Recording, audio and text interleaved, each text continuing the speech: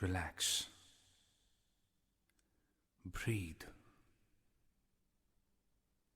Reflect.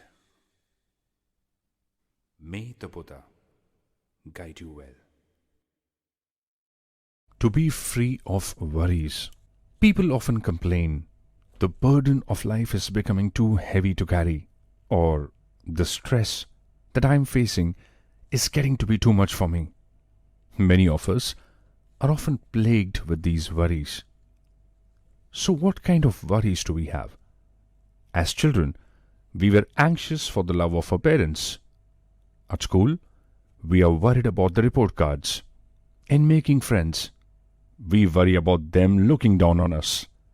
In doing business, we worry about making a profit. In sickness, we worry about suffering and death. And when we get old, we worry about having no one to look up to. Eventually, life passes away very quietly in the midst of all these worries. In our daily life, we are also full of worries all the time. When we wake up in the morning, we start worrying about the pressure of today's work. And in our dreams at night, we may even worry about the well-being of our family members. On our way to work, we worry about traffic jams. And when we head home late at night, we worry about getting robbed. With no savings in the bank, we worry about a life in the future. And when we have too much cash, we worry about inflation and the market crashes. Some may even worry about whether or not their pets were fed or their plants watered.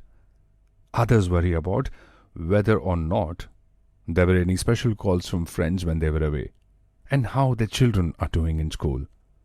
Worries. No wonder how many people say that the heavy rocks of worry are making them breathless. Buddhism is very sympathetic towards people having too many worries. To carry the corpse of one's body around the day is already too much of a burden.